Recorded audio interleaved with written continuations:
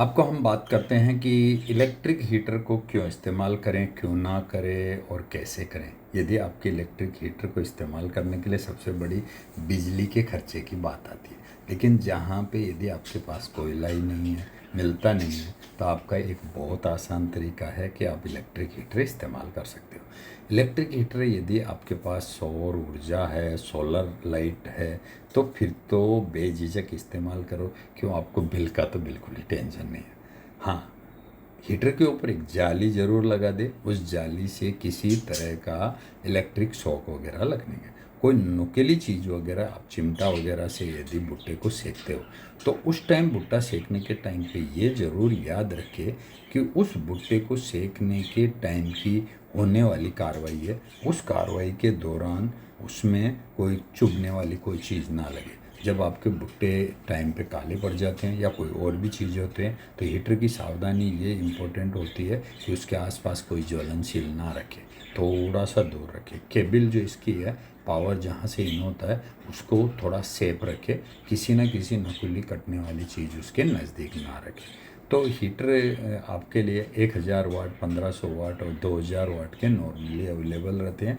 2000 वाट का हीटर को आप लगाने के टाइम पे स्पेशली आप क्या करेंगे, 15-16 एम्पियर से लेके 25 एम्पियर तक के ही सॉकेट इस्तेमाल करें। ये 5 से 6 एम्पियर के सॉकेट को इसमें बिल्कुल ही, ये जैसे इधर का था जो स्विच ऑफ किया, उसमें राइट साइड वाला था 16 एम्पियर का सॉकेट है, लेफ्ट वाला था 6 एम्पियर का था। तो अच्छे सॉकेट अच्छे इस्तेमाल करेंगे। हीटर को जब भी इस्तेमाल करते हो, हीटर की तो सुरक्षा तो ध्यान में रखें। ज़रूरत ना हो तो हीटर को बंद कर दे। हीटर बंद करने के बाद भी 1 मिनट तक उसकी बॉडी की हीट की वजह से वो खाना पकाता रहता है, और उस ऊष्मा को भी सही सही तरीके से इस्तेमाल करना चाहिए। और आप उसमें क्या इस्तेमाल करना चाह रहे हो, कितना है, तो हीट को यदि कंट्रोल करना है तो क्या करोगे, एक 2000 वाट का जैसे फैन रेगुलेटर होता है, ऐसे डिमर नाम का पार्ट्स मिलता है, वो पार्ट्स लगा ले। 100 से 200 रुपये का खर्चा होता है। हीटर के आपके मन चाहे आप अपनी हीट को कंट्रोल कर सकते हो। तो ऐसे इलेक्ट्रिक सामानों के नॉलेज के लिए तो आप इस्तेमाल कर सकते हो। इलेक्ट्रिक हीटर को जब इस्तेमाल कर रहे हो, तो वहाँ पे आपको कंडक्टिविटी को यदि मेंटेन करते हुए रखना है, तो उसमें कोई भी रस्टिंग वगैरह नहीं होना चाहिए।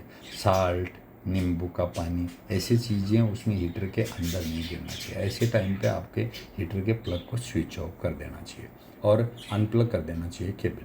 तो आप खाने का टेस्ट तो ले सकते हो हीटर का, लेकिन उसमें सुरक्षा उससे भी ज़्यादा ज़रूरी है। तो सुरक्षा को ध्यान में रखते हुए आपने बहुत ही ध्यान रखना है। हीटर का जैसे उपयोग हो गया, इस्तेमाल हो गया, उसके बाद इतना ज़रूर ध्यान रखिए कि उसका स्विच जितना जल्दी हो सकता है, स्विच को ऑफ करने के बाद उसका प्लग को निकाल दें।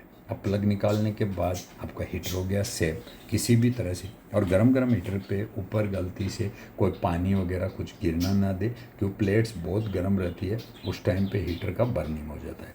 हीटर की कॉइल क्या आपको पता है?